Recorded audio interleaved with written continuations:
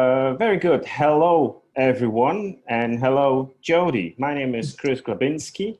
I am VP Europe for Aggregated Intelligence, and I have here with me my great colleague, Jody Burks, who is a business development director for StorTrack.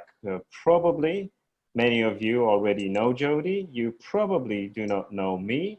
We come together with Jody because Jody represents self-storage industry, being over 19 years experienced in it, and I represent pricing and revenue management, not within the self-storage industry, but within the travel industry. So this makes the conversation that we're going to have pretty interesting because I'll be from the outside of the box and Judy will be from the inside of the box. And we'll be talking about pricing dynamics in self-storage. Is that all right, Judy? Absolutely. Let's get started then. Let me just figure out how to click. Well, first of all, we come from StorTrack. StorTrack is a leading business intelligence software for the self-storage industry. Aggregate Intelligence is a father company of StorTrack. So eventually, me and Jody are working for the same company. StorTrack, it has lots of insight on market activity that can be used by managers, owners, and operators. We've got a huge market intelligence about the demand on the market, the prices, the products, great insight for investors and developers as well. Jody, we see we're tracking 40,000 stores daily within the US, but as I said, we're also global. We're present in UK, Europe. We're present in Australia as well. And our mission is to help automate the manual processes of competitive rates research and market research that are being done by self-storage industries. So this is who we are. This is where we come from. We've got a lot of insight. We've got revenue management and pricing, we've got self-storage practice, and we've got a lot of data. So I hope you will find this all very interesting. So when we talk about price dynamics, we need to start from the beginning and from talking about discussing different price tactics that we can do in our industry, because the price tactics influence how dynamically we change the price. So dynamics actually are born when the tactics are there. And in order to talk about different price tactics, we need to first define what is the price in the current economy, in the current market. So price of either a good or a service that delivers a good is generally determined by two ends of the agreement. One is the buyer and one is the seller. And as much as the buyer wants to buy and as much as the seller wants to sell, they come together into an agreement, and therefore the transaction is being done.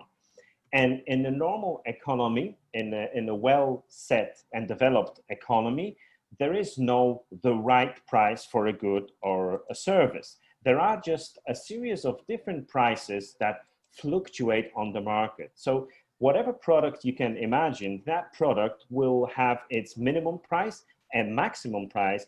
And throughout the years, months, and seasons, this price will be fluctuating pretty stably.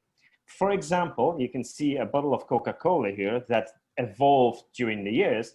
If you would have bought Coca-Cola on January the 2nd in 1996 and held it through December 2006, you would have gained 10%.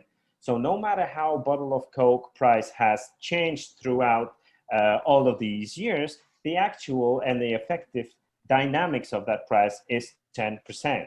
So as long as the prices are fluctuating, there is not much of price dynamics, and this is what we will see in the self-storage industry. However, there are some moments and there are some times when this fluctuation between minimum and maximum gets changed. And they get changed in two situations. The first situation is when we lose reasonability. So if we have a buyer or a reseller that is not reasonable, therefore we will have baseball cards being sold by 190,000 US dollars. That is, of course, normal if the buyer and the seller wants to agree. However, this is extraordinary. It doesn't happen. That does not mean that somehow at some point of time, we will be able to sell either a self-storage unit or a room, a hotel, or an air flight or an aircraft seat for 190,000 euros.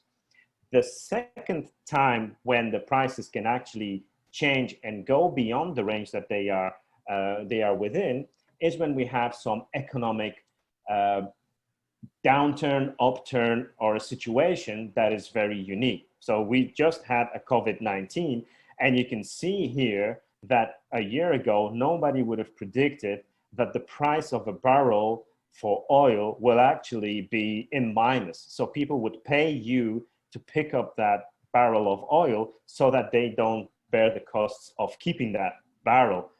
And only in this very specific time, prices go outside of the normal range. In the normal industry, in the normal economy, in the stable markets, prices fluctuate pretty stable. And once they fluctuate pretty stable, that means that we are not using an economics in order to determine what should be the price of a product or a service. We're actually using some mathematics, algorithms, statistics, and forecasting in order to adapt the price as best as we can to the seller, or actually the willingness to buy of the buyer. So the willingness to buy of the buyer. And those mathematics pricing techniques create three different types of pricing tacticals that we can apply. We have cost-based pricing, we have market-based pricing, and we have value-based pricing. Cost-based pricing, Jody, as far as I understand in self-storage, has not been too popular. Yeah, I would say, you know, we use more market and more value principles in the pricing here in the storage world. Which is really great to hear because, for example, in hotel industry, cost-based pricing is very popular. Cost-based pricing, you are basically taking the cost per unit of a product or a service that you're selling, you apply the margin on it, and then you come up with the price. But the problem is that price does not depend on cost. So therefore, we're not going to spend too much time on that tactic. We just put it aside and we move on to the next practice, which is market-based pricing. So market-based pricing is based on market research that tries to determine what are the buying habits of the buyers. And according to those research, there are some models created that would advise the sellers on what kind of pricing approach is best to for the buyer to buy. So sometimes when you present the price this way, there is few buyers that are willing to buy your product. But if you present the price in a different way, if you put some emotions in that, for example, there is willingness to pay grows. So throughout different price display communication, you can actually influence the willingness to buy of the buyer. So a couple of examples of those type of price tactics are, first, one of the most popular ones is the scheme pricing, very popular within hotel industry. The market research says if you show a buyer that the product is valued higher, but then you present them the price to be lower than its values, then for the buyer, it's logic to actually be attracted to that offer. So you can see it's very popular within hotel industry. You have a room that used to cost $158. It's crossed out. Now it's costing $99. The message to the buyer is, oh, wow, there's a product worth of $158 and now I can get it at $99. I'm going to do it and I'm going to get it. Pretty convincing. And the market research says more people are willing to buy schemed pricing promotions rather than just a room for $158. Jody, scheme pricing in self-storage industry? Yes, definitely. Yes. Okay. Yeah, and I think that, you know, we've kind of followed a little bit of the hotel pricing here and learning from the hotel pricing that we can, you know, apply those same principles for storage. Okay. Well, I've tried to look for some examples in self-storage for that model of pricing. I've been able to find some. This is, for example, a screenshot of one of the self-storage operators who use actually a double scheme pricing, as you can see, Jody, right? Double They used skim. to, yeah, they used to have the main value of the product is 43. It's being sold at 39 because it's a web rate, right? But Right? then again, we have another, it's actually not crossed, but we have another scheming, which is down to $20. So now, as a customer, I go there, look at the booking engine, and then I see something that was worth $43. Now I can get for 20. Ain't that a deal? It's a deal. Absolutely. So that's scheme pricing, and we can see when we go into different industries, even within self-storage, we will see a lot of those are supposed to attract the customer and convince the customer to buy. Another tactic for market-based pricing is demand-based pricing, pricing that depends on how much of your product is left to sell. Now, it works both ways. If you're getting full, the product supply is getting lower and lower, the urgency to buy by the customer gets bigger. Now, this is a marketing research that proves that, but it did not take a lot of time for people to realize that the demand for toilet paper during COVID was enormous, right? So the Right? pricing could have gone up and up because the supply was getting lower and the demand was getting higher. One of the great examples for that in application of demand-based pricing is actually Uber, because Uber can multiply their fare according to what is the demand versus supply of the drivers. So if there's not enough drivers, not enough drivers in the area, and there's a lot of demand and a lot of requests for drivers, the price can actually go in to be multiplied.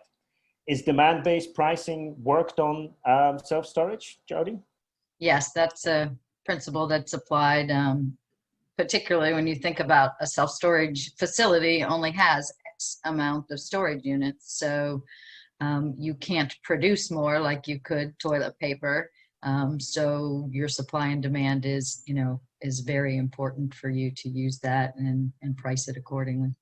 Exactly. So as long as supply is limited, then you actually can adjust the price according to how much left you have to sell. And as I said, it works both ways. So the more you fill up, the more price you can increase, because you're Right. looking at the demand out there that is more able and willingness to buy. Like, for example, if you have one self-storage operator in the city and there's only one storage unit available and there's like 5 families who just sold houses, you can imagine this can go on auction actually.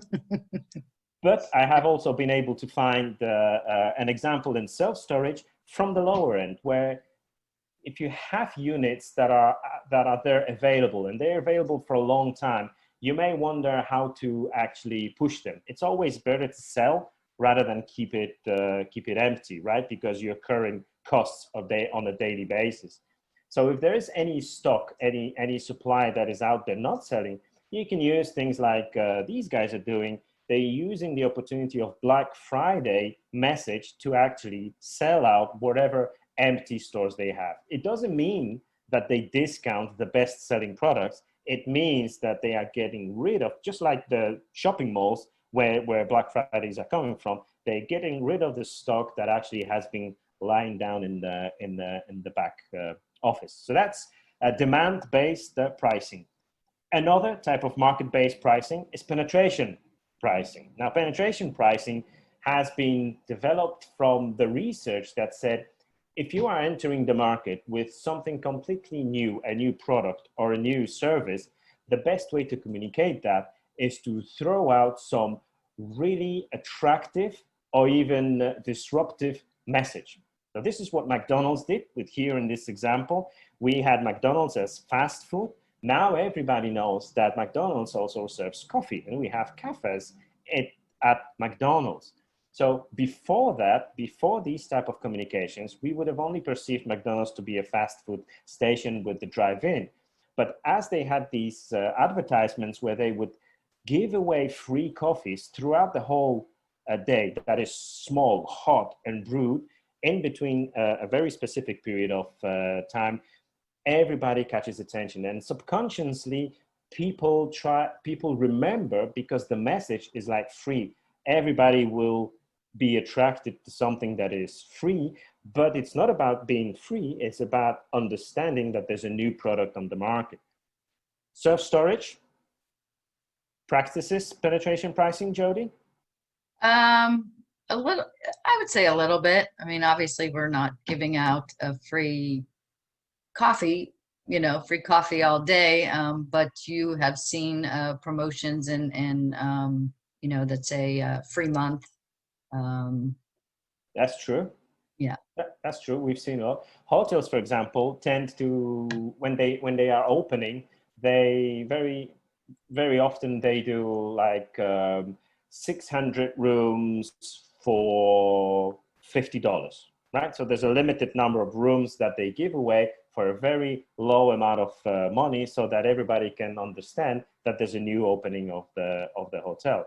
I've actually found, and also probably penetration pricing communication, which is giving delivery and pickup for free. Obviously, it has the terms of conditions that you need to rent out for a month, but you give it for free. You give it for free because now you can realize that these outlet provides also the service of delivery and pickup. Now, it's very important.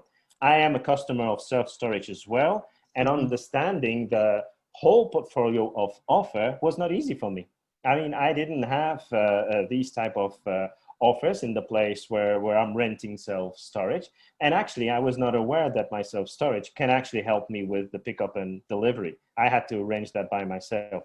I only learned that later on. So imagine how convenient it would have been if I knew. So that's penetration pricing. You don't have to be making an opening as long as you have a product that you want to communicate. And if you want that communication to be very effective, just go with the really disruptive communication in a limited period of time, right? McDonald's wouldn't make any money if that coffee was free all the time, right? Right.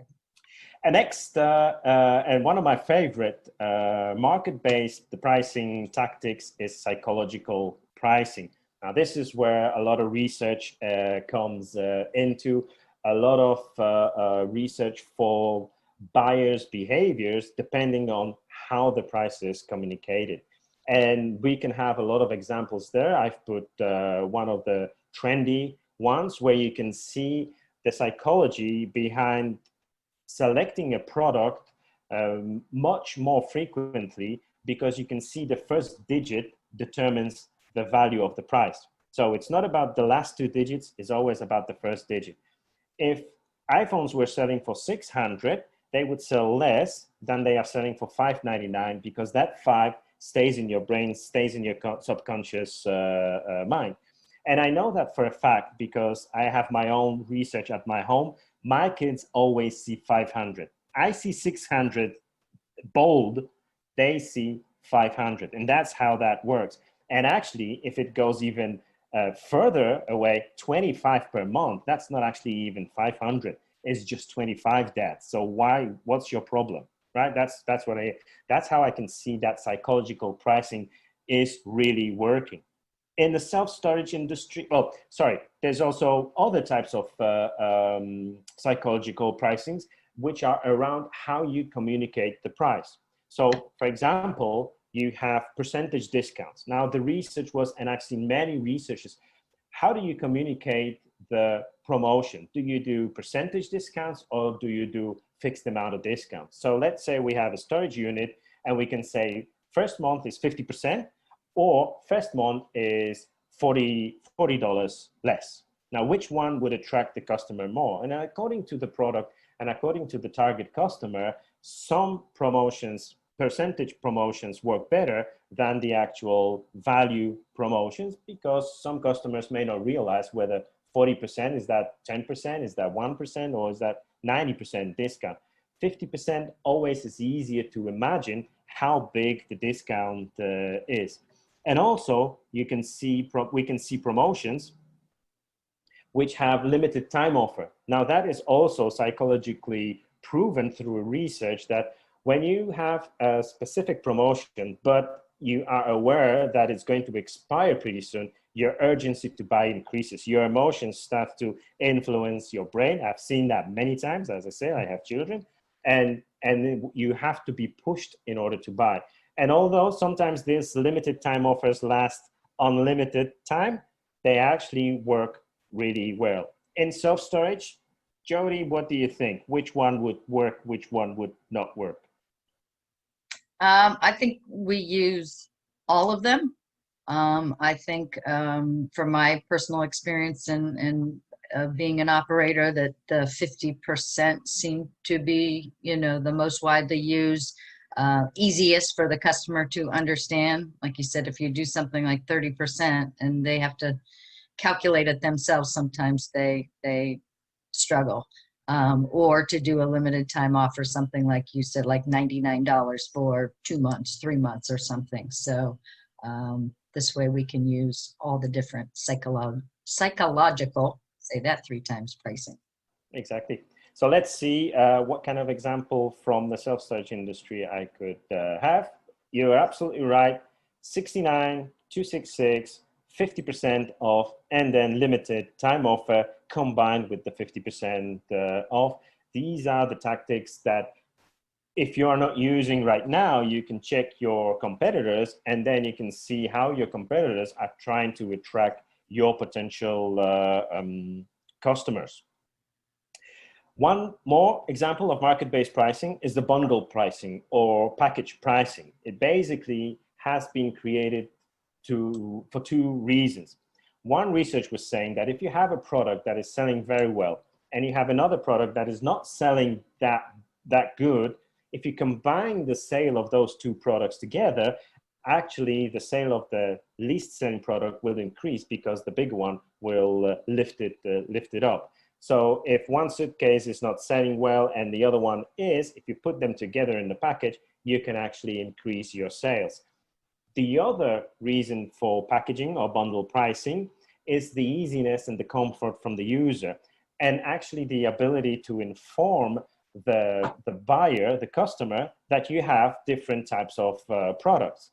So in this case, in this picture example, I would have bought a trolley case, but I wouldn't know that there's a handbag also being offered by this company. When they bundle together, obviously the price can actually be discounted, but instead of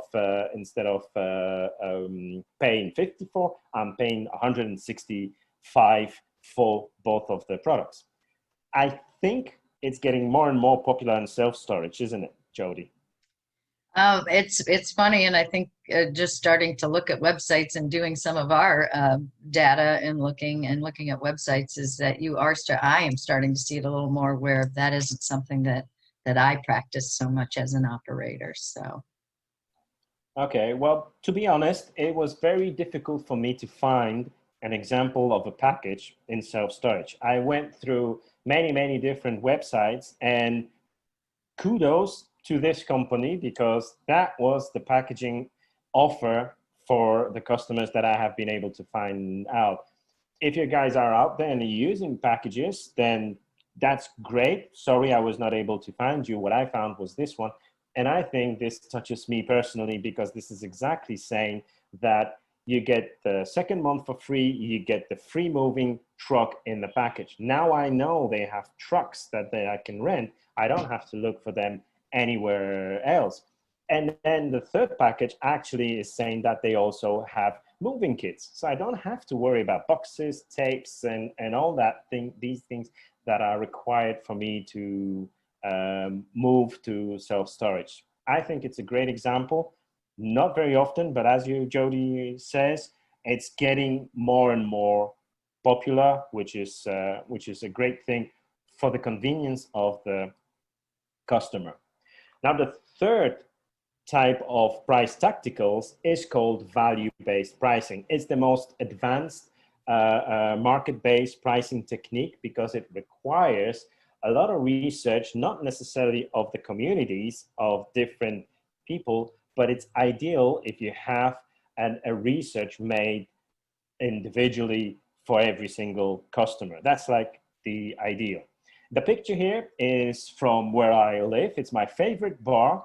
And as you can see, the value of that favorite bar is the fact that it's in the middle of Tibidabo Hill, and it's over, it's actually called El Balconeta, and it's actually looking at the whole Barcelona landscape with the sea at the horizon. It's 29 degrees in Celsius. I'm not sure how that is in Fahrenheit, but it's actually very, very hot. But when you go to the bar, because it's up the hill and because it's got this sea breeze, it's actually very chilly even in the peak summertime. And having sangria there is like the best value you can ever have. Can you even tell how much the price that sangria is? I can tell you, I don't know, I don't mind, and I don't care, because the value is the bar, the music, the view, and the breeze. That's value for me, and I have been buying products at a price that I don't even know, because I am really into the value of that whole product component. So now put it into other perspective, a very popular value-based pricing tactic is price differentiation, which sells the same product to a different type of customer who is willing to pay more for something a little bit different in value. Now you can see very popular in hotel industry, we have the same double or twin room, double or twin room, double or twin. It's the same physical room, and the only difference is what you can see through the window. If you want to see a garden, you can pay as low as $327. If you want to see a pool, then you can pay $424. And if you want to see the sea, it's $467 actually. So the same product is actually divided into 3 different price levels. And this is how it's being sold. If someone wants the cheapest, they can go for the cheapest room. If somebody wants to go for a value of sea view, they're going to pay for that, and it's not going to matter for them. And if you want to be like not the cheapest, but not the most expensive, you will settle somewhere in between. You'll see some water, but that water will be coming from pool, not from the seaside. At least you will not see the garden. Does that happen in self-storage industry, Jody? A little bit. Again, you know, it's not a hotel. We're not able to add all of those features, but certainly there is a way to distinguish features and benefits and value to the customer, and be able to do that same kind of price strategy. Okay, it's very interesting because I have been able to find one example from the self-storage pricing booking engine where I can have a same type of product that is different in price according to the features it has. So that one, which is just inside, it's $294. And the one that is actually probably climate control is a little bit more expensive. But even this is self-storage, I think there's many options to differentiate the price of the same storage unit. Right, Jody? There must be plenty of things. Yeah, like I said, I think, you know, and now with websites, I mean, years ago, we didn't have the website to display all of those different features. So this is a great example here that you've been able to find, basing it on, this would probably be it is a multi-level facility. So yeah, if you're willing to, you know, go upstairs, the price could be less. If you're closer to the door, you know, different features like that. So definitely, you can see, you can make more money. You can make more money for that feature, and also, like you said, for the customer, if that's the value they perceive and they want that feature, then they're willing to pay a little more for it. Exactly. So from my perspective, as a customer, the difference between having a storage unit at the ground level where you don't have to take an elevator versus anywhere up on the floor, the difference is every time I have to take an elevator, right? And that's like, you have to wait, press the button, wait for that elevator. Where I have my storage, you have to input a code before you press the floor level. And that is like every single time. If I have 5 boxes, I have to go like, you know, up and down, whilst being on the ground is like very easy to get. Pretty big value when you consider convenience for the customer. So the research behind that is not easy, because you have to get into me and say, what would be convenient for you, Kris? And I say, close to the entry, very ground floor, and that's it. That would be my thing. Some people hate to go through the corridors to find like the last unit, because they may be afraid or claustrophobic. Or that's, Right. it could be even more scarier than an empty parking lot. So, you got to make a research, but as long as you make a research, you can define these values, and then you can differentiate the pricing between the same product according to the values that you have found out. So that's one of the techniques that value-based price is using, but also there is value, and we cannot really forget about value when we are pricing. Now, this is, I wanted to mention that because I found this, and I was really positively surprised to find this. This company has presented in the front page their values. Obviously, low monthly price. Sure, it's a value, but everybody has that. Full service, nice value, but everybody has that. Secure, clean warehouse. I would expect every warehouse to be clean and secure, right? But one thing that got on me was the online photo catalog. And I'll tell you why, but this is what they show. I'm going to put the name of the company because it's kudos to them. This is the list of my stuff that I have in my self storage. I can select each one of these things, and I can ask them to deliver to me when I need it. If it's summertime, I'm going to ask for a bike, and they're going to deliver that for me. And I think this is really great, because I'll give you my perspective again. Every year, I'm doing my financial statements, my own P&L, and then I see a cost of self-storage. It's there. And then I'm thinking, it's been a year since I've been in my self-storage. What the hell do I have there so that I have to pay for it? So my next plan for the next weekend is to go to self-storage and get rid of that, because if I haven't used it for a year, I can really get rid of that. I can throw it out. So I'm going there once a year. I open up, I unload everything, and then guess what? I realize, oh, this I cannot get rid of because this is sentimental. This I may need for later. This I may need for kids. This is for my wife. So I end up packing it all back in and then locking the door, probably thinking next year I'm going to forget again what I have in there. So I'm going to be back in 1 year when I do my statement. This is an online photo catalog is a great opportunity and a great convenience for me to remember what I have there and to actually be in this position of that at any point of time. So it's a really great value that I would price a lot more if the service was available in my self-storage. Great stuff.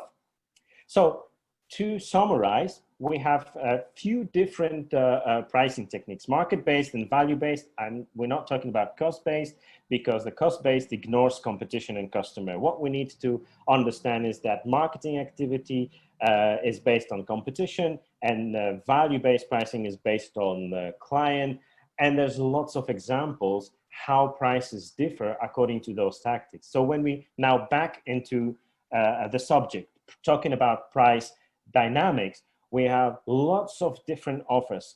The price for a product will fluctuate within the range, minimum and maximum, and it's not going to change. But within that fluctuation, you can get a lot of extra revenue by using these price messages to the customers so that you influence their willingness to buy from you and not from someone else. So there's plenty of them. Every website I was on, I actually was able to find a promotion. So, Jody, let's look at some data that we have from StorTrack so that my talking is not just web-based type of perception. This is the number of units that have published promotions between January and July this year in United States. So the top bar shows that actually 62% of outlets do not have any promotions. That's quite shocking to me. You know, from that, all I see is this. Right. But when I really get into the figures, you know, we have analyzed here 30 million promotions from January to July, 62% of the units do not use any promotions. Not apply promotion. I would think the number would be, lower, higher than do. The other way, right? Yeah. At least the other way. Yeah. So would I. But when you look at into specifics, small ops, mid ops, and reads, you can actually see that the small ops, 88% of small ops do not do any types of promotion. It's Right. where competitiveness, it's where the market advancement grows, where you use promotions. So on one hand side, it is very easy to conclude that, okay, you're competitive, so you have to promote, you have to discount. But if there's less competition, we don't have to discount. Now, after all that we've said, and this is why we've mentioned about these reasons for tactics, promotions are not about discounting the price, and they are not about dumping the price. They are about reaching more customers because you influence their potential to the willingness to buy. Yeah.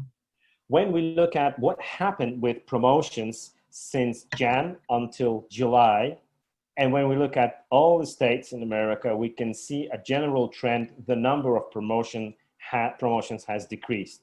Now, there may be some reasons, and you may tell me about them, Jody, but we can see that some states hit 36% less promotions in July than they had in January. California, 27% less. Alabama, 29% less. So there's a lot of states, and generally this picture is quite in red.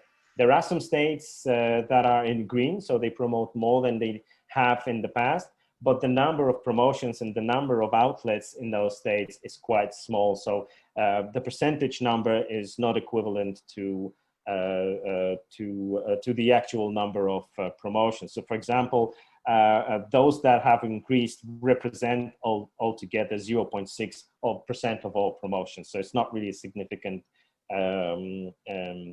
number. Why do you think, Jody, this can be that the number of promotions so dramatically dropped since January?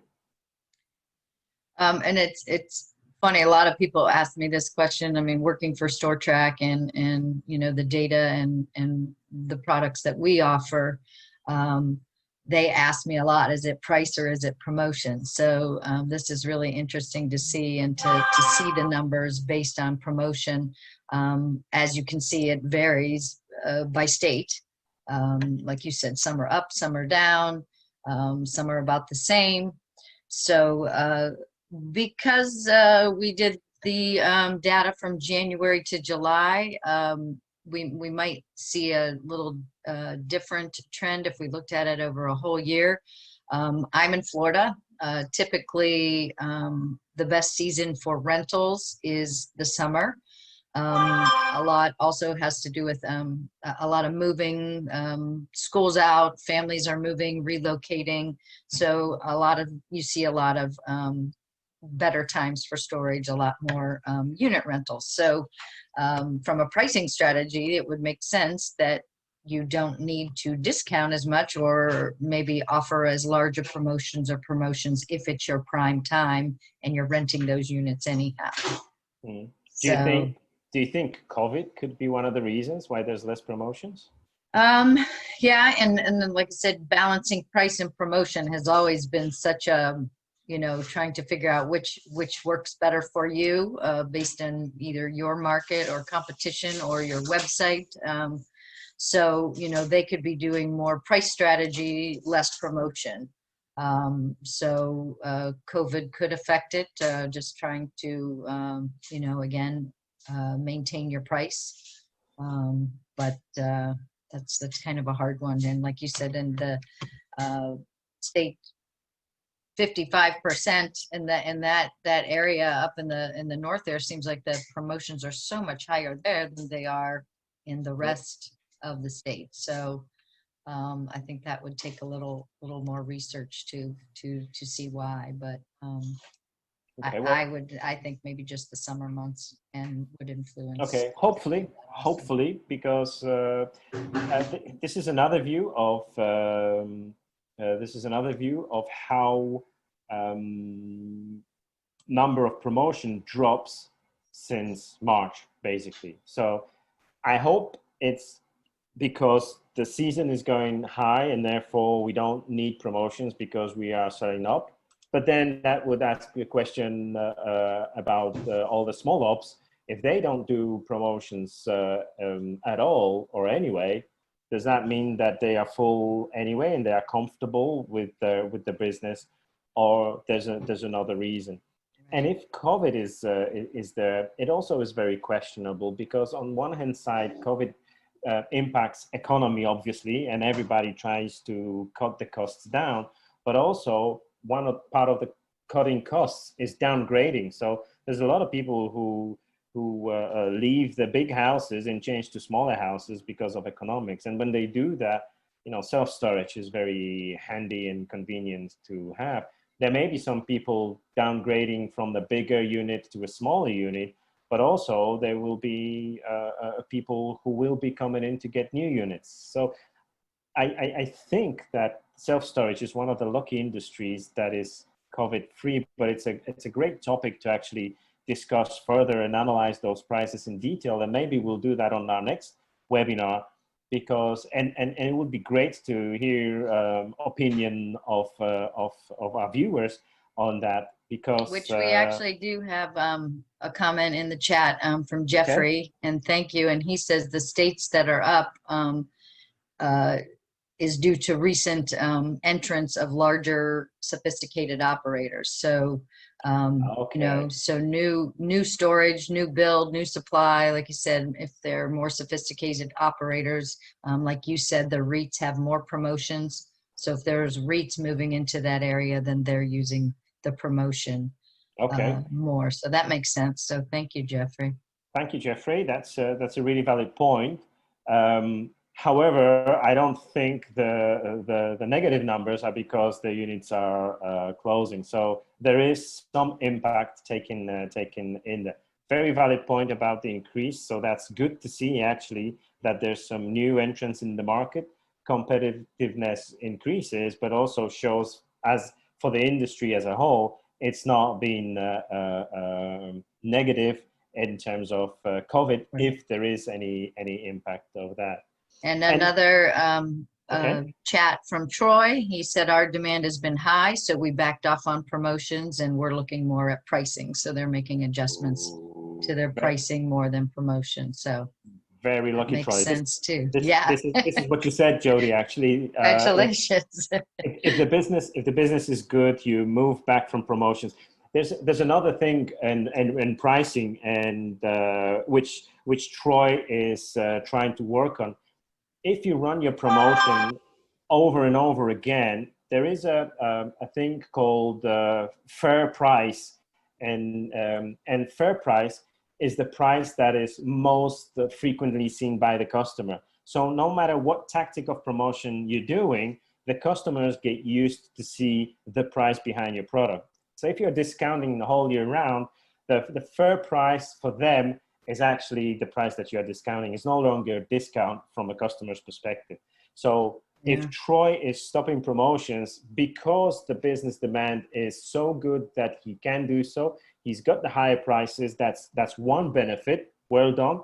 The second benefit is that your fair price, or reference price, as some call it, is actually the full price that you are using. So next time when you'll be running a promotion, your promotion will be much more valuable from the customer's perspective. So that's a very good comment as well. So here we've tried to look at different markets. We've divided the markets into a mature, mid, and least mature, and the height of the bar shows the number of promotions and the contribution of these promotions between REITs, mid-ops, and small ops. So when you look at mature markets, you kind of have like a 50-50 production of promotions between the REITs and middle and small ops. It's like Florida and in here. If you look at the mid markets, you can see that REITs are much stronger in terms of number of promotions, which means that these markets probably are working on catching up. They're going to be mature soon. So REITs are taking the advantage because they are more advanced in that they have a more global picture. And the least mature markets, you can see, first of all, the number of promotions is less. And then the contribution between mid-ups and small-ups is dominating by mid-ups. So it is fair to say that the number of promotions depends on how mature your market is, how competitive your market is, and also the presence of REITs kind of make that market more dynamic. Any comments on that, Jody? Does it make sense? And this would, I'm not sure, from Joe, it says, how do you define market maturity? So market maturity, we define by number of prices and number of outlets within that market. So if there's a lot of price changes, a lot of price dynamics, and a lot of promotions, and there's a large number of operators, we would call it mature. So what we did is we just went from top to the bottom, and we kind of put the line in between where the numbers are very big, middle, and then small numbers. Yeah, that was just our analytical assumption to try to understand where to bring in the maturity of the markets or the greatness of the markets versus REITs, mid-ups, and small-ups. Gotcha. Okay. And now the most interesting one, what's the most frequently used promotional slogan, right? So we did 30 million between Jan and July. We had 30 million posts of promotions altogether. That's still less than 50% of all the units, fine. But about 1% of those communications was about 25% on the first month. Less than 1% was 2 months for free. 6% was about 50% for 2 months. 8% was 50% for 3 months. 16% was 50% on the first month. And then the special offer, first month for free, it has been communicated by 65% in 65% time. So out of those 30 million, 65% is about first month for free. Now that's very interesting. I did a quick calculation. If, for example, obviously we don't know that, but I have assumed that an average, Jody, do you know what could be the average length of renting a unit? I'm sure they will differ according to units, but. Yeah, I think the average right now that I've heard this year is about 10 months. 10 months, okay. Mm-hmm. So I calculated 12 months. And if you give away first month for free, that basically means you give an 8.3% discount on the whole period of time, on all the 12 months. So right. It's actually a very psychologically well-formed promotion. First month for free sounds like, wow, I'm going to get the whole month for free. That's actually just 8% of discount for the whole 12 months worthiness of the deal.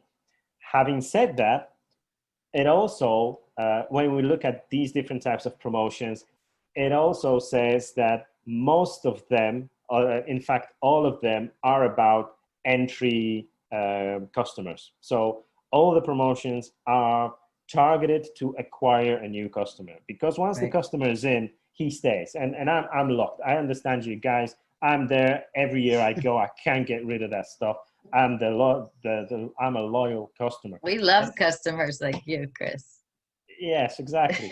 and you know, I always say I'm going to get a big house someday and I'm going to get everything out of this self-storage. But yeah, you wish me luck in that. It hasn't happened yet.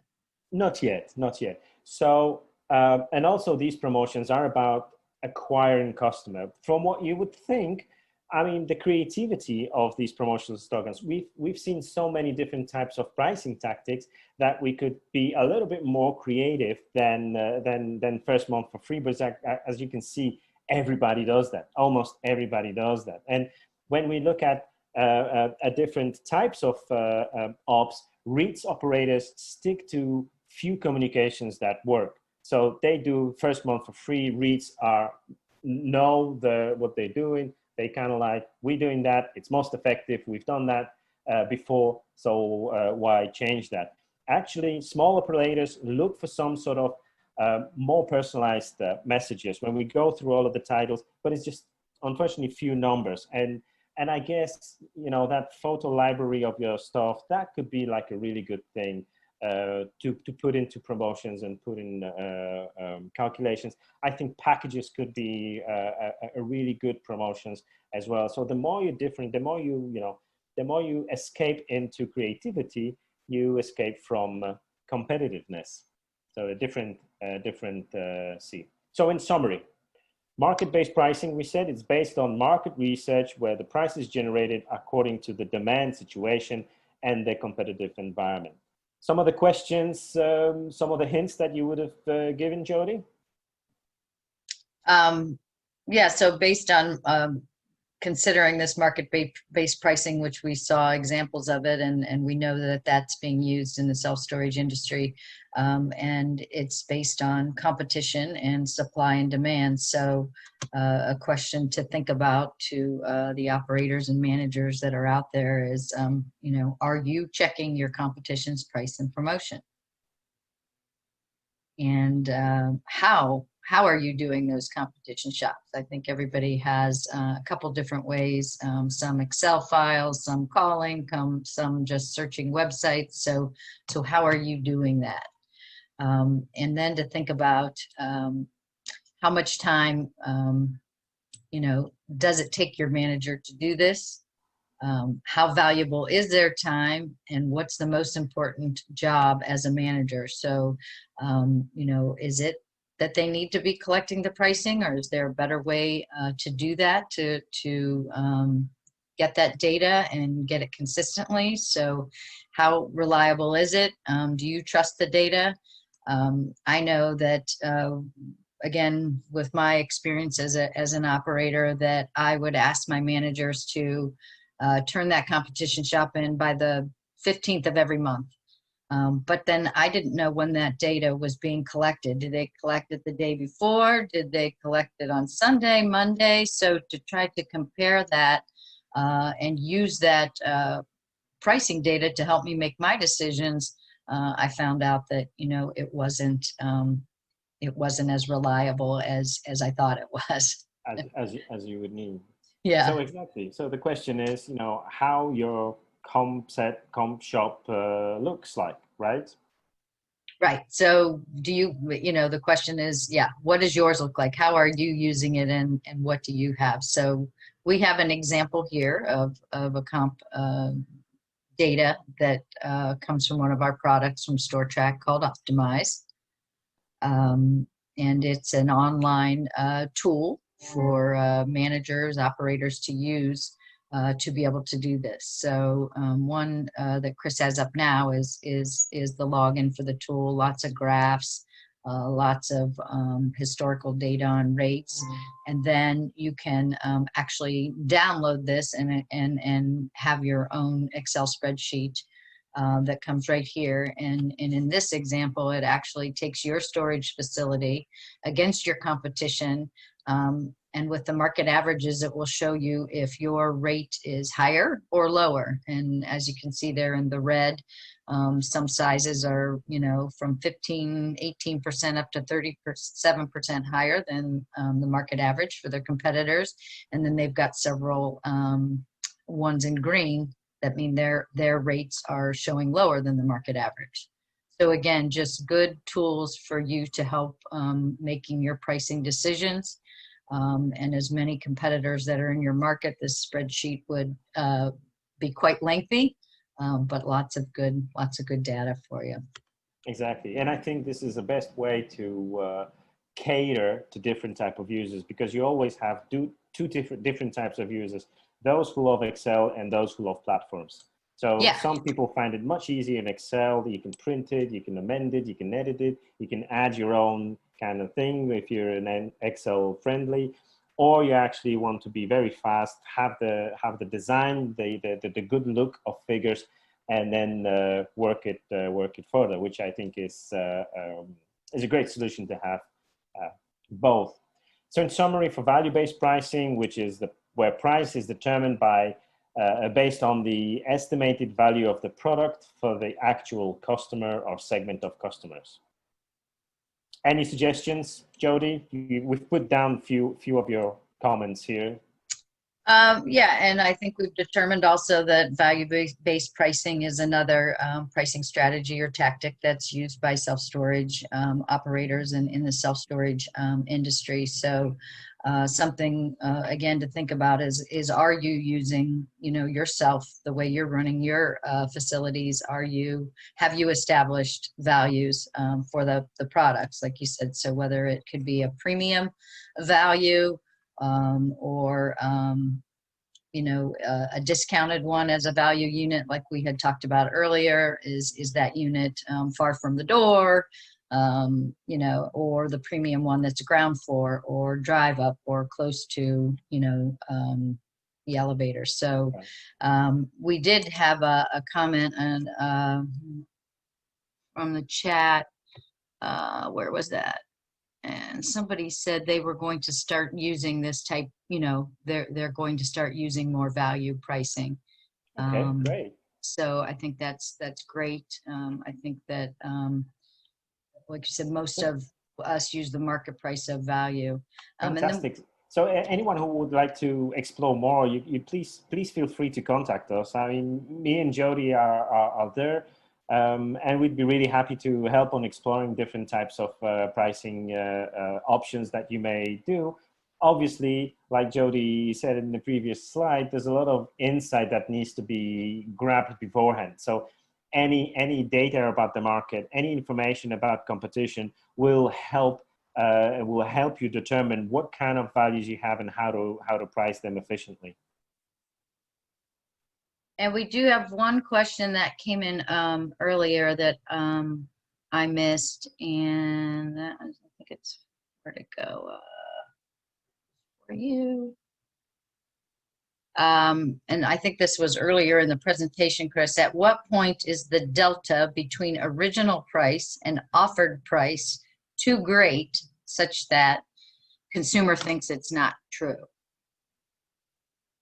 And I think you touched on it a little bit, just to say, if you keep putting the same promotion out there, it doesn't seem like a promotion anymore. They just go to your website and say, you're always offering 50% off. So that price is now, I shouldn't pay more than $50 because you always discount it. Yeah. But the fair price versus, or the reference price versus promotions. Well, this is something that comes out of analytics, really, because there's no definition, a fixed definition for that. We would need to look at historical performance, how many units for what price have been sold in the past, so that we can determine like the fair price range of the product. And once we have the fair price, so let's say one product has been sold from $100 to $150. So $150 can be perceived as a normal price, the one that we would always like to have because we are the sellers. But from the customer's perspective, 100 will be the best price to get that product for, obviously, because customers are not silly. So then when you practice some different price dynamics, you can see how many units has been rented for 100, for 120, for 160, for 140 and 150. And if you see that the biggest stream of customers go into a selected price, this price probably will be a fair price to use. But then, according to how you sell out your supply, you will be changing the prices according to that. So if you're running out of supply, you can increase your price, and then you can see for how much further you can go to. If you go to 180 and you're still selling, that's great. It gives you that range is actually extended. But if you don't have any customers for 180, you sell out and you close out sales at 150, that's probably the top of your price. So there really is no delta unless you, sorry, unless you try. But in order to try, you have to do it in the way so you don't really cannibalize your own business. So if you have lots of spaces available and if you want to try 180 price, that probably is not going to work best. If you're feeling out, try to increase the prices. Then try to do different types of, A, B, C types of tests of promotions in order to see what works better, what has the biggest response from the customers, because based on that, you may actually calculate, and it could be a simple calculation in Excel, that having a short-term but more attractive promotions very frequently is much better than having a 3-month fixed promotion, because probably the promotion, when promotion is set, the pickup goes like this, and then it decreases as long as it goes. So if you have different short ranges, you're going like pick, and pick to increase that pickup. I'm not sure if I have explained it well, but there's a whole lot of arguments that can be put in place just in the simple way to explain that. Was there another? Could you advance to, I think the next slide has how to contact us, where there is a...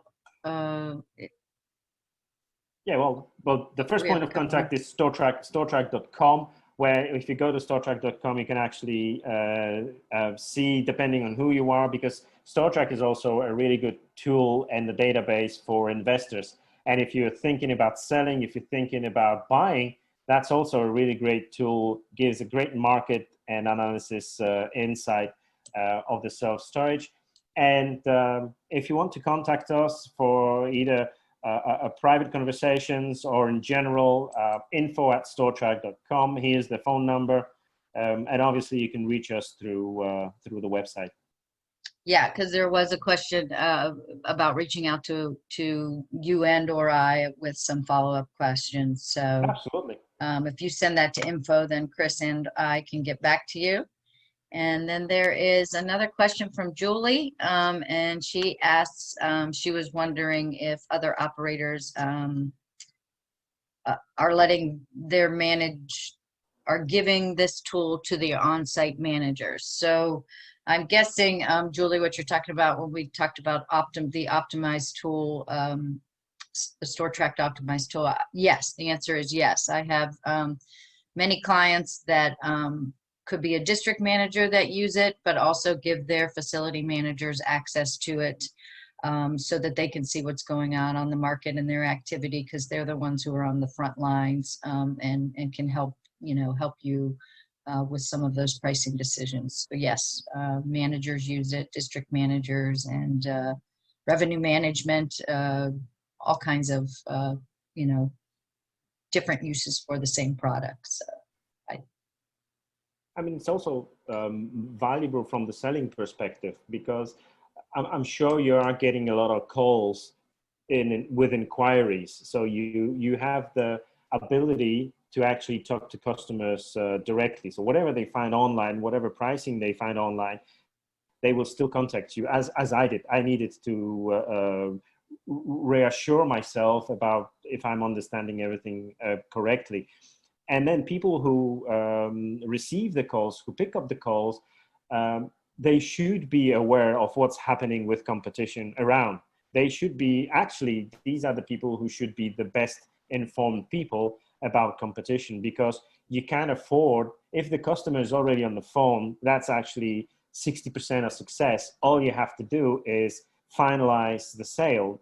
Now, and obviously there's probably a lot of sales trainings that you're giving to these type of people, but absolutely, the awareness of what's going on is crucial, because you cannot afford a customer to tell you, well, your neighbor is pricing that for half of what you're quoting. Right. And then if you don't know, you're confused, then you're probably like, oh, I'm going to check with my manager and call you back. And that's that, the sale is gone. But if you have a confident front-end people to say, sir, we exactly follow the prices of our competition, and trust me, our proposition is the best value for you. May not be the cheapest, but it's the best value because we offer you 1, 2, 3, boom, and the sale is done. So I think sharing with managers and directors who analyze, that's great. But the front end people are also very important for your business to be aware of what's happening with competition. True, very true. So, okay, I mean, we've jumped into a last page. We've jumped from this, which we've mentioned. So basically, you can have multiple pricing strategies to maximize your revenue and meet your customer preferences. Like I said, before we do anything, we need to have some sort of know-how and knowledge about what's going on the market with competition, so that we actually like a tactics that move into a game, and we know how to play that game very well. The more we know, the better we can do, the better for our business. If there's no more questions or questions that we can take offline, I'm conscious of everybody's time. It's been an hour or so. I really appreciated the conversation, and I really appreciate your guys' questions and involvement. Unfortunately, I do not see those questions. Jody does. So Jody was asking them. If there's more questions, then like Jody said, we're going to come back to you if you leave a trace. If not, contact us at the address given. We're going to reply back personally. Yeah. Right. Thank you very much, Kris. Very informative. Appreciate your time. No, thanks for your insight, Jody. Without you, it wouldn't be what it was. So wouldn't be thanks. as much fun. Sorry? I said it wouldn't be as much fun by yourself. Oh. Yeah, that's true. That's true.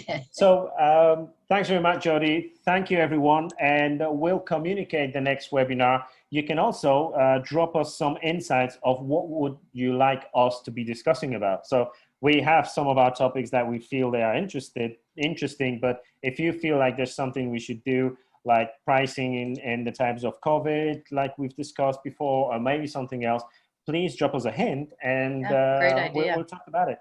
And if maybe someone wants to join our conversation, there might be a third or fourth video broadcasting where we can have a conversation, or even two sides of conversation. So a hot debate we can do as well. Okay, so Until thanks, everyone. next time. Yeah, you have a good day while I have my good evening. Yeah, thank you, Kris. Thanks for staying up with us. Take care, Jody. My pleasure. Bye, everyone.